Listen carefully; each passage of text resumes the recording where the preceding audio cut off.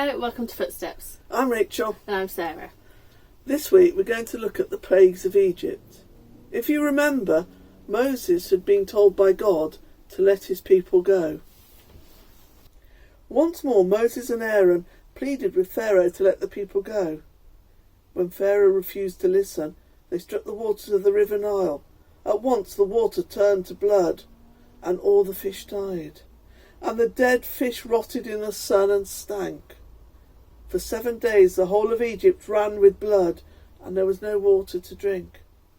But Pharaoh refused to free the Israelites. So Moses and Aaron, following God's command, stretched their sacred staff over the Nile.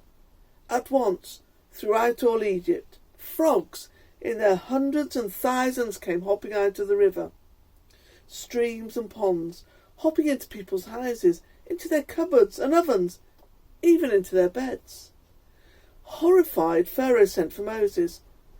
"Ask your God to take away these plagues," he implored, "and I will let your people go at once." Overnight the frogs died. They lay several deep in the villages and fields until they were gathered up into evil-smelling pits. And when Pharaoh saw that the plague of frogs was over, he went back on his word. Then Aaron took his staff and struck the sand beneath his feet, and the millions of grains of sand turned into millions of lice, which crawled and seethed over every man, woman and beast in the land. But Pharaoh's heart was like stone. Next came a cloud of flies, fat, black flies, which crawled into people's mouths and under their eyelids. Again Pharaoh begged Moses, in return for the Israelites' freedom, to rid him of the plague. And when the flies were gone, he broke his word again. This time the Lord sent disease to Egypt, which killed every horse and camel, all the oxen and the goats and the sheep, every one. But still Pharaoh would not let the children of Israel leave. God said to Moses and Aaron, "Take a handful of ash from the fire and throw it up into the air."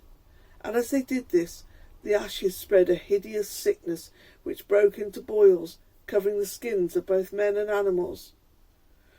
But Pharaoh was not moved. Then God told Moses to stretch his hand towards the heavens, and instantly there was a crash of thunder. Red-hot lightning zigzagged along the ground, and a heavy hail fell from the sky, flattening whole fields and smashing open the trunks of trees. Pharaoh summoned Moses. "Now I will do as you ask, if you'll stop the storm."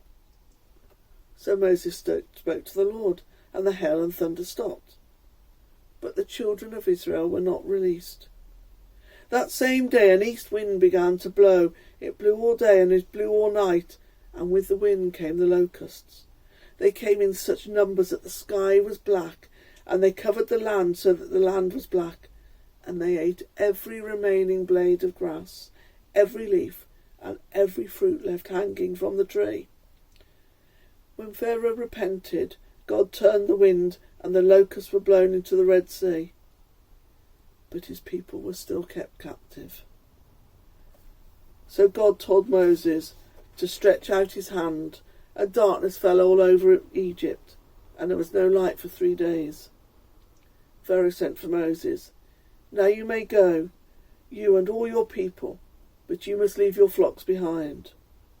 "That I may not do," said Moses. "Then I shall keep your people as slaves, and I forbid you ever to come into my presence again. If you disobey me in this, you will die." Oh, that's a bit of a scary story, Sarah. Yes. These finger puppets that we could colour and cut out, and we could reenact the story. Sarah's going to colour them in for us now and show us what they look like.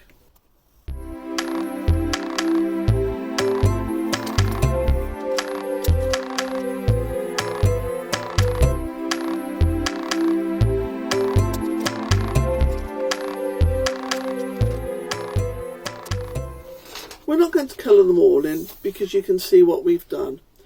We're going to cut them out and show you what they look like.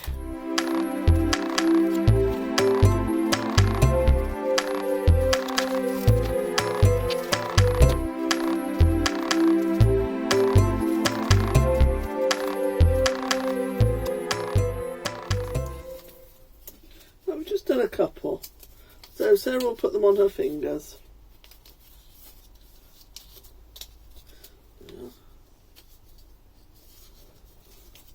They're not quite in the right order, but as you can see, that's what we're going to do. And then you can retell the story of the plagues.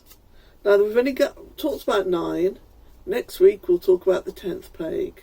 I'd love to see pictures of you retelling the story. See you next week. Bye.